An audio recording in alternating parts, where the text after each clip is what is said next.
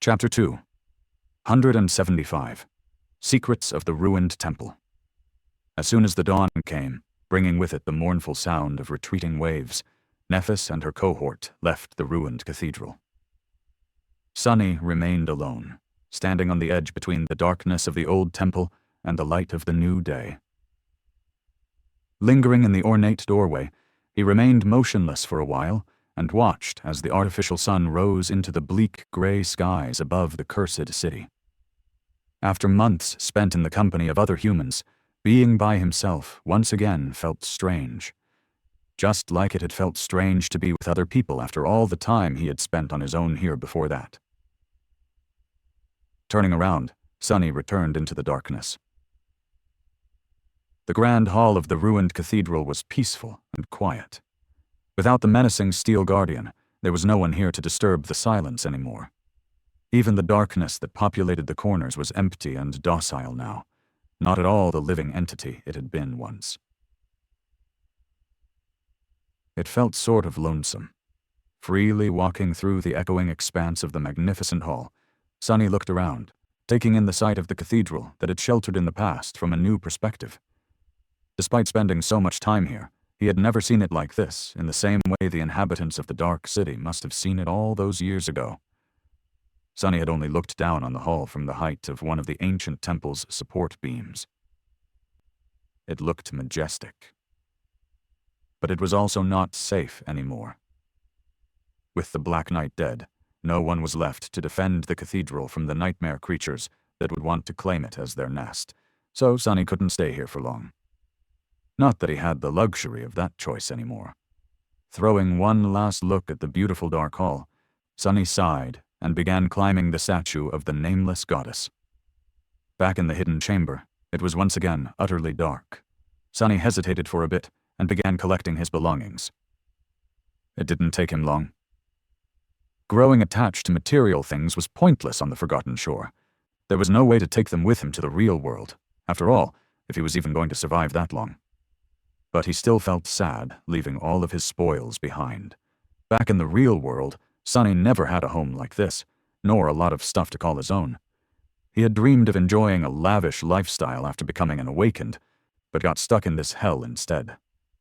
This spacious room he called his home was a form of consolation.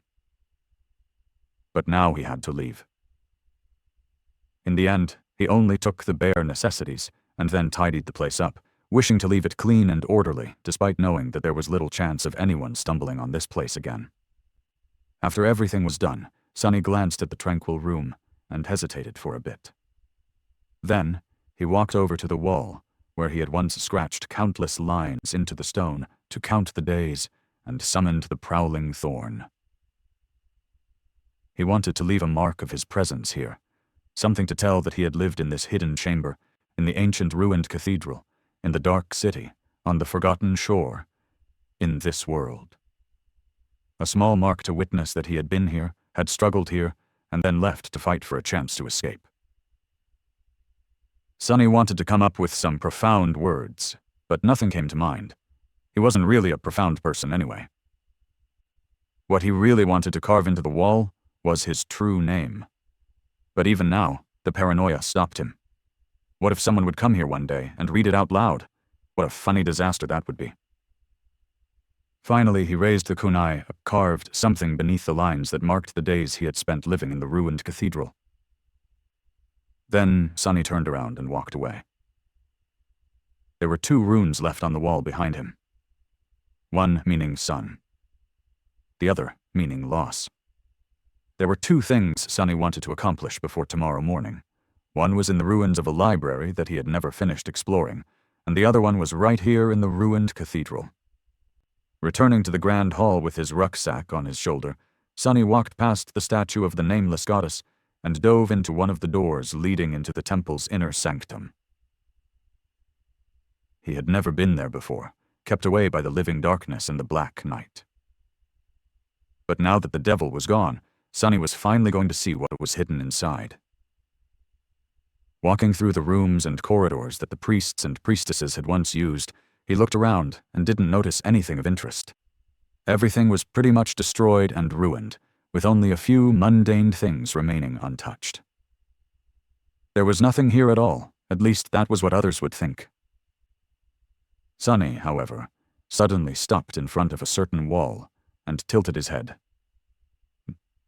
There was nothing special about that wall, at least nothing that could be seen, but he could feel a heavy mass of shadows hiding behind it, as though there was a hollow space there. After searching for a while, he found a hidden lever and pressed it. Or at least he tried. The ancient mechanism had rusted through and disintegrated over the thousands of years of neglect, of course. With a sigh, Sonny summoned the Midnight Shard, looked closer at the hollow wall, and inserted the tachi into the seam between its moving parts. Then, he unceremoniously used the unbreakable blade as a lever and pushed with all his inhuman strength.